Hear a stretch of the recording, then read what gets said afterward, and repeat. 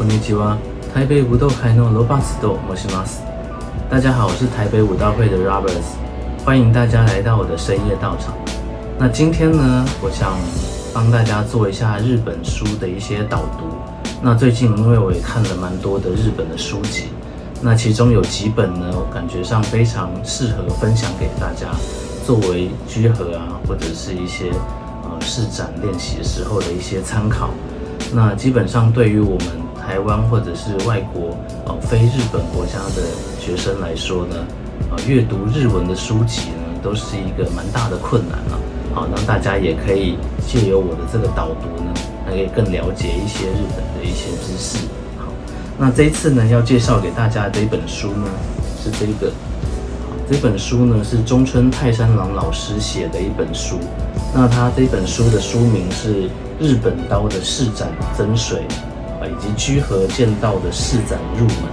好，中村泰山郎老师呢，他其实是一个非常有名的老师啊，所以他这本书呢也是蛮早之前出的，在昭和55年的时候出版的。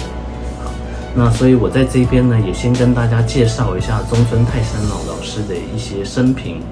那中村泰山郎老师呢，他其实是在1912年在山形的上山市出生了，那一直到2003年呢就过世了。那主要致力在这个中村流拔刀道的一些推广上面。那他也是中村流拔刀道的创始的宗家。中村老师呢，在以前旧日本陆军的户山学校呢，修炼实践这个户山流拔刀术。那战后呢，他也从这个永字八法中获得了一些灵感。那因为你知道中村老师他也是书法的一个名家嘛，好，所以他创造出了这个八方斩的一些刀法的研究。那他在户山流拔刀道的基础上呢，创造了这个中村流拔刀道。那中村老师同时呢，他也努力跟各个流派老师呢，一起帮这个灵崎居合神社呢做这个重建，为这个重建付出了心力。基本上呢，中村老师一生的生涯都致力于在这个剑术的世界里面。那最后他在平成15年的5月呢辞世了。那中村老师呢，他拥有这个拔刀道10段、剑道8段、统剑道8段、短剑道8段、柔道3段、弓道4段，还有书道范式的等等的经历非常的丰富。那他出的著作也蛮多的很多的著作，大家都可以买来看看。那他在一些影片啊、纪录片啊都蛮活跃的所以大家如果之后呢，在 YouTube 呢也可以去看一下中村老师的一些试展的一些画面。好，那关于这本书里面呢，他写了很多的章节那都是跟这个试展刀法有关系那基本上因为我们不是这个在练习户山流的剑术嘛，那我自己本身也不是练习户山流的。那但是呢，里面有蛮多章节，我觉得是不管是练习哪一个流派都是可以来参考看看的。那我就把里面一些我觉得很不错的地方的几个章节呢，我截录了一些重点分享给大家。那第一个章节的部分呢，中村老师他在讲这个以武器作为日本刀的一个部分。那中村老师呢，他其实有试展过大概200到300把这个那不管是古刀、新刀、新兴刀还是现代刀呢，他都有试展过。所以这个试展的经验呢，非常非常的丰富。那这些刀呢，其实都是历代刀匠的心血结晶因此说也没有说太夸张的一些差别但即使是同个刀匠做的刀呢它的斩位也不会完全的相同，多多少少会有好斩或不好斩的刀在里面。那中村老师呢，他常年下来试展的经验呢，他认为最适合试展的刀呢其实刀长会介在2尺2寸到2尺3寸之间大概67到71公分。刀柄约8寸24公分。刀茎呢最好要有7寸这是21公分。刀身宽的话圆幅大约1寸前后。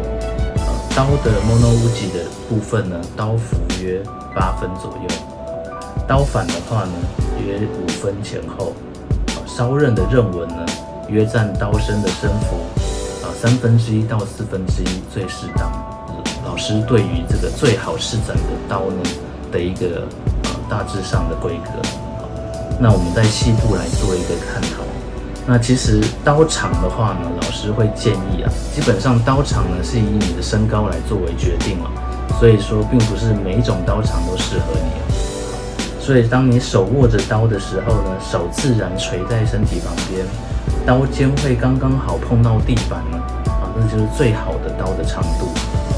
大约都是22寸到23寸左右了。但是还是要依你的身高来做决定。如果你身高比较高的人呢，当然会拿长一点；那身高比较矮的人呢，那就会拿短一点。到时候要选择你自己身高长度的刀会最好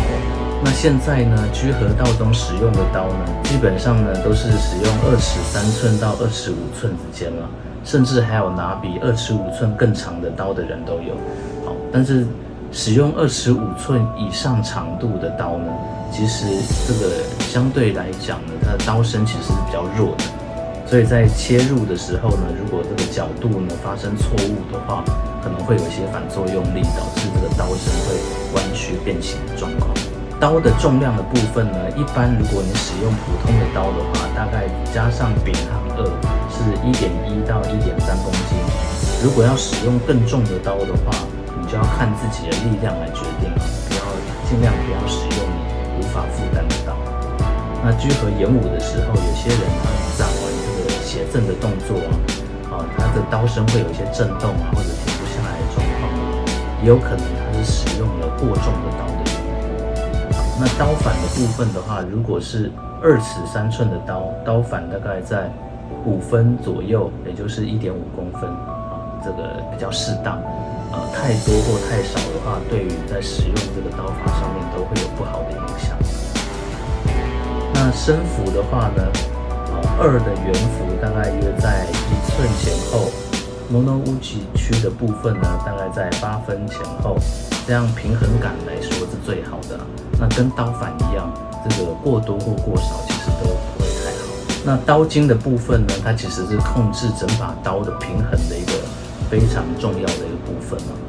那在以前古时候这个古刀、新刀虽然说不是全部但是大部分的刀茎都比较短大概都在5寸前后左右。所以，但是你的刀柄的长度呢，大概都是8寸。所以在刀茎比较短的状况之下呢，你斩进物体的时候呢，如果说这个被这个反作用力的影响之下，有可能这个会从刀茎的底部呢，把刀柄从中折断的状况是有可能会发生的。所以刀柄8寸，刀茎7寸的话，一般来讲是最好的状况，因为这个刀茎它可以充分延伸到这个刀柄当中。那刀茎它的重量呢，也可以完全的分配到这个刀柄上面，所以相对来说呢，以刀身整体的比例的重量，刀刃处的重量的比例，它也就变得比较轻了。这样可以有比较完美的平衡感。那如果你是刀茎比较短的状况之下呢，这样刀刃会比较重所以你在刀柄的柄头呢，你可以放入一些铅块来平衡整把刀的一个重量。这样相对来讲这个刀身处的这个重量的比例呢，它也会变轻。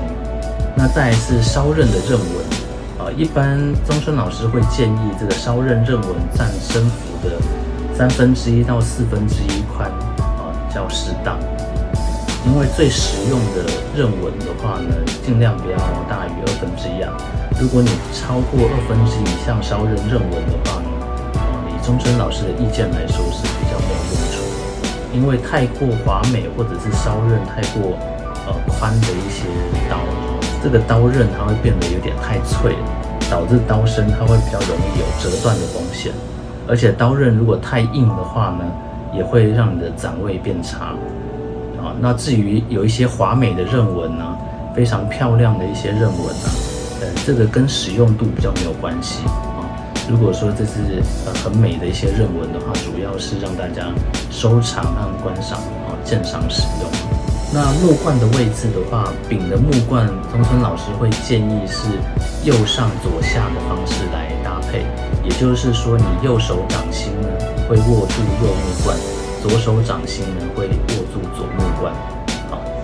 这样的话，这个木冠的位置他会觉得这样比较适合。但是如果你的木冠的位置不是在这样的位置的话，那也没有关系。那因为木冠的话，以前在这个士丁时代的前后，它这个都是半太刀存的样式比较多。那时候的半太刀存的样式呢，大致上都是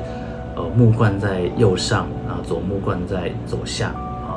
那但是到了江户时代后期呢，几乎所有的打刀存的样式呢，都是相反过来，就是那个木冠在左上和右下，这样的方式。那木冠呢，它其实本来就是刀的一个装饰品啦，它也没有太多其他的用处。但是如果是以前这种半太刀存的样式呢，其实它对这个刀法呢，它其实是有一个蛮良好的一个作用。只是可惜，这目前大部分聚合道的刀啊，都是使用这个江户时期的打刀存的风格啦。但是也没有关系，因为木冠它本来就是装饰性质较多。那如果你是正好是右木冠，木冠在右上左下的方式的话呢，那就是很好的一个配置。那如果不是也没有关系哦。再来谈到这个 he 的部分，有 he 的刀呢，通常在斩下的时候会有非常响亮的这个风切声。那有些高段位的人呢，他会不太喜欢这种风切声，但是也有人就是很喜欢这种风切声，所以大家都不一样。那有 he 的刀呢，当然在演武或试斩的时候，这种风切声呢，会让人感觉上这个技术啊非常的优良啊，或者很厉害的感觉这样。那以前当然有一个说法了，就是说如果你在晚上这种黑夜的时候呢，你使用这种有 he 的刀因为会发出很响亮的风切声嘛，所以就会被人觉得说这样好像不太好，就最好是不要发出声音。那以前当然还有另外一种 he 呢，Chinagashi 的这种特殊的刀槽。那这种刀槽呢，是用来就是避免说刀刺入身体的时候你有拔不出来的状况。那它利用这种特殊的刀槽呢，让血可以从这个刀槽里面去流出来，那让你的刀呢可以再顺利的拔出来的这种说法。但是 he 的有无呢，对于掌位它是没有什么关系啦，它只是对刀身的平衡呢是有起到非常大的作用。再者呢，有 he 的刀呢，虽然刀身整体来说较弱但是力学上来讲是比较有弹性啊。中村老师会觉得说，这就跟这个铁路的这种铁道的原理是一样，那种 H 钢的感觉。当然有 he 的刀呢，还有一个好处就是说，有 he 的刀它其实会让刀的整体变得比较优美因此呢，对于收藏刀的人啊，喜欢收藏有 he 的刀的人其实也蛮多的。虽然说依照每一个刀匠流派的做工有非常不同的差别，但是日本刀的掌位呢，第一个重要的当然是身幅嘛，第二个重要的就是镐的高低。镐比较高的刀呢，它比较适合斩坚硬的物体，但是斩比较柔软的物体的时候呢，这个镐比较高的刀呢，它掌位比较不好。像是你斩这个稻草这种物体啊，就会导致它的掌位减半。相比之下呢，镐比较低的刀呢，在正常的身幅状况之下，掌位它就会比较优秀。如果你是斩这种稻草的话呢，它就会非常的顺畅，掌位满点。但是相对呢，如果你在斩的时候，这个 Tenno Uchi 有错误的话呢，也很容易导致这个刀身的弯曲变形的刀身的镐的高低的差异呢，就会导致不同的结果产生。那当然以实战来说的话，这个武用刀的话呢，镐比较高的刀呢会比较适合因为它适合斩在比较坚硬的东西上面。那当然在斩草席的状况之下，镐比较低的刀呢就比较适合。而且镐比较低的刀，如果你在斩这种竹子啊、硬的东西啊，因为它的弹性比较低嘛，如果说你的 Tenno Uchi 有错误的话呢，可能非常容易导致刀身的弯曲变形。